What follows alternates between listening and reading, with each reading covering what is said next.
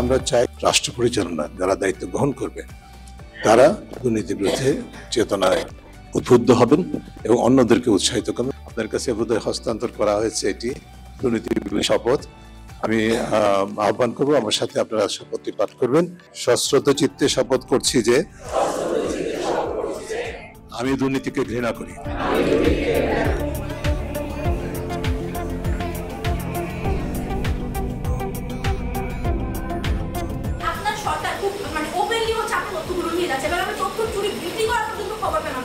আপনার প্রযুক্তি কোম্পানিগুলো আপনাদের সাথে ওইখানে এটা করতে পারে না, ভুল ডিসিশনগুলো আসার প্রবলেমটা মানে ব্যাপারগুলো কত বেশি হয়। প্রশাসনটা যদি মানবিক দিক বিবেচনা করে দেশের সংসদ বলুন, সংবিধান বলুন বা এই বিষয়গুলো নিয়ে যে আলোচনা, সেই জিনিসটাকে আমাকে অনেক বেশি ইন্সপায়ার করে। বিতর্ক করি ৩-৪ রাউন্ড, আমরা অনেক বেশি টায়ার্ড হয়ে যাই, ক্লান্ত ফিল করি।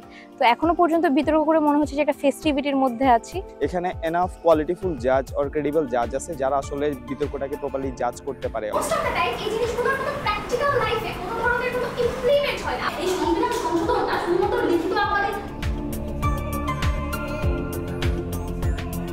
আমি অনেক বিতার্কিকের সাথে দেখা হয়েছে, আমার অনেক জাজেদের সাথে দেখা হয়েছে। এই যে কমিউনিকেশনের যে সুযোগটা এখানে আমরা পাচ্ছি, সেটা সাধারণত যে কোনো ন্যাশনাল প্রোগ্রামে গেলে হয় না। সমাজ, দর্শন, অর্থনীতি ইত্যাদি নিয়ে আমরা আড্ডা দিয়েছি। টিআইবিকে অনেক ধন্যবাদ আমাদেরকে এই ছোট ছোট অনেকগুলো মুহূর্ত উপহার দেওয়ার জন্য। পূর্ণ স্বাধীনতা না থাকার কারণে সে ওই রায়ে বলবৎ থাকতে পারে না। আমার রোগ আছে শরীরে, আমি যদি বাজেটের কথা চিন্তা করে হাসপাতালে না যাই, এটা তো পরিস্থিতি আমার ব্যর্থতা, এটা তো আমার সরকারের ব্যর্থতা।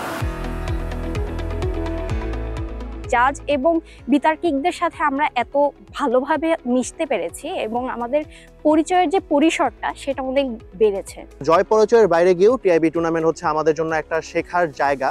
আপনি পূর্বে যতগুলো পলিটিক্যাল গণভোট দেখেছেন বাংলাদেশে, সেখানে কি দেখেছেন? যে কোনো একটা নির্বাচিত সরকারের আন্ডারে গণভোট হয়। অনেক সিনিয়র ডিবেটার্সদের থেকে, ইভেন এডুকেটেড প্যানেল থেকে, সবার থেকে অনেক কিছু জানতে পারছি। সবাইকে নিয়ে আসলে এটা একটা বিতার্কিকদের একটা মিলন মেলাই বলা চলে। এআইএর সঠিক আইন প্রয়োগকারী সংস্থা কে? এআইএর বাধ্যবাধকতাগুলো কি কি? কি আছে সেটা নিয়ে কথাবার্তা বলি, তখন ওই জিনিসটা নির্বাচনের ধারণা ওই জিনিসটা হারায় যাবে। আমরা আশা করি একটা সময় টিআইবির হাত ধরে বাংলাদেশ দুর্নীতিমুক্ত হয়ে উঠবে।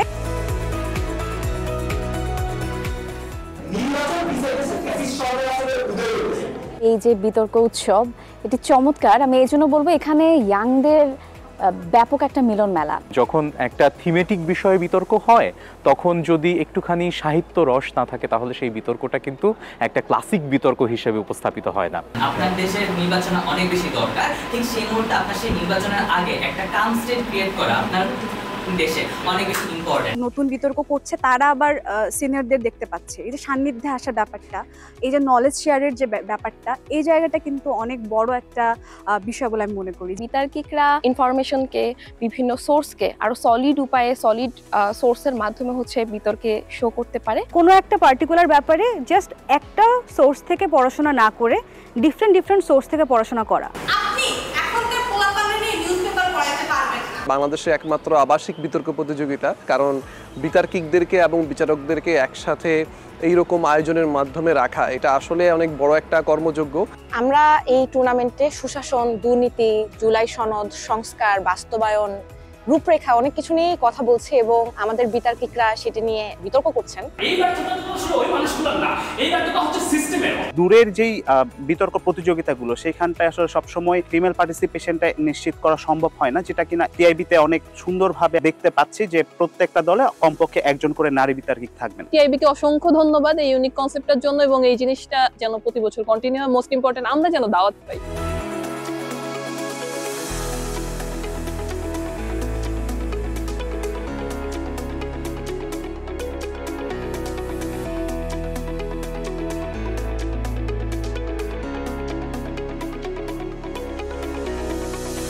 আমরা টিআইবির ডিবেটে সবসময় একটু চেষ্টা করি একটু ভিন্ন ধরনের ডিবেটের টপিকগুলো দিতে, যেটা কিনা প্রচলিত না, যাতে করে আপনি একটা নতুন উইন্ডো ওপেন করতে পারেন আপনার নলেজের, আপনি চিন্তা করতে শিখেন এবং সেগুলো নিয়ে পরবর্তী জন্য ভাবতে পারেন। আমরা ফলাফল ঘোষণা করতে চাই।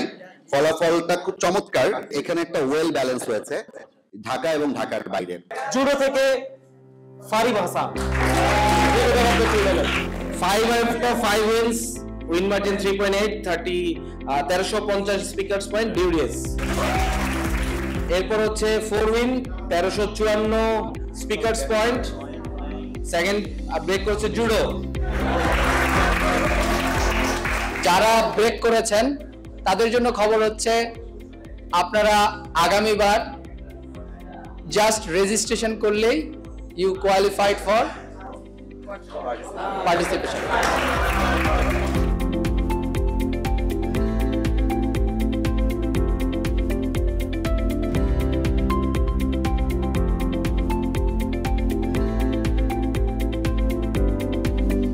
দুর্নীতি বিরোধী আন্দোলনকে সবার মধ্যে বিশেষ করে তরুণদের মধ্যে আমরা ছড়িয়ে দিতে পারি, সেই বিষয়টিকেই সামনে রেখে আমরা মূলত এই আয়োজনটি করছি। এবারের মতো নারী বিতার্কিক অনেক রয়েছে এবং বিচারকদের মধ্যেও আমরা চেষ্টা করেছি যেন প্যানেলে একটা ব্যালেন্স থাকে। জুডিশিয়ারিতে বিজেএস এর মাধ্যমে মানুষজন নিয়োগ না দিয়ে শুধুমাত্র স্পেশাল নলেজ আছে এইভাবে নিয়োগ দিয়ে শুরু করবে, এটা মেকানিজমটা কোথায়? ঢাকার বাইরের যারা বিতার্কিক আছে, যারা অনেক সময় আসলে ঢাকায় অন্যান্য টুর্নামেন্টে আসতে পারেন না, কারণ হচ্ছে সেখানে আবাসন সমস্যা থাকে, সেটি কিন্তু আমরা আসলে নিরসন করতে চেয়েছি। আমরা বিশ্বাস করি সারা দেশ থেকে আসা আমাদের এই বিতার্কিকরাই দুর্নীতির বিরুদ্ধে লড়বে, দুর্নীতির বিরুদ্ধে লড়তে পলিসি তৈরি করবে, পরিবর্তন আনবে।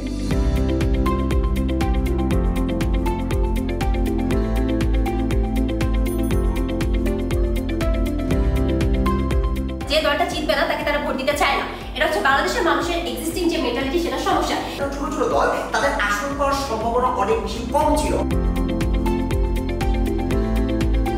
আমরা সংসদীয় অধিবেশনে প্রবেশ করছি। এই সংসদ মনে করে দুর্নীতি প্রতিরোধে তরুণ প্রজন্মের প্রতি প্রত্যাশা বাগাড়ম্বর মাত্র। প্রথমে ফ্লোর দিচ্ছি মাননীয় প্রধানমন্ত্রীকে। দুর্নীতি কি?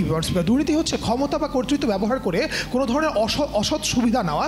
ফ্লোর দিচ্ছি মাননীয় বিরোধী দলীয় নেতাকে। তারা পরিবর্তনটা কতটুকু করবে? তারা কি 0% কারাপশন করে দিবে? দুনিয়াতে কোনো অন্যায় থাকবে না? প্রত্যাশা পূরণ না হওয়ার একটা গুরুত্বপূর্ণ কারণকে আপনি দেখেন, একটা বিপ্লব হয়ে যাওয়ার পরে বিপ্লবীদের মধ্যে অনেক বেশি বিভাজন ঘটে গেছে। তরুণরা যে কাজটা করছে, এইটা যদি আজকে এই তরুণরা না করত, পৃথিবীর আর কোনো শক্তির এই কাজটা করার ক্ষমতা আছে কিনা? গণ অভ্যুত্থান ক্ষমতা গ্রহণের একটি প্রক্রিয়া, ক্ষমতাকে সরানোর একটি প্রক্রিয়া। ক্ষমতা ব্যবহার করে নীতি বিরুদ্ধে কাজ করা, এই জিনিসটা হলো দুর্নীতি।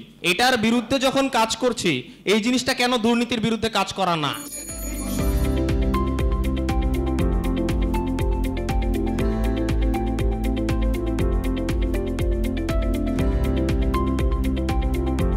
অসংখ্য ধন্যবাদ। এরই মাঝে আমাদের ফাইনাল বিতর্ক শেষ। আমরা কিছুক্ষণ মধ্যেই পুরস্কার বিতরণ অনুষ্ঠান শুরু করব।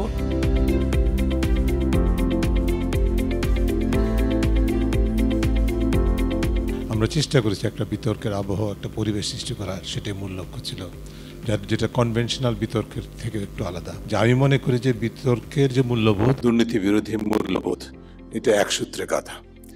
একজন বিতর্কিক আসলে দুর্নীতিগ্রস্ত হতে পারে না বলে আমি বিশ্বাস করি। জনগণকে এবং বিশেষ করে তরুণ প্রজন্মকে, যারা ভবিষ্যতে ক্ষমতায় আসবেন, তাদেরকে দুর্নীতি বিরোধী সৈনিক হিসাবে প্রস্তুত করতে হবে।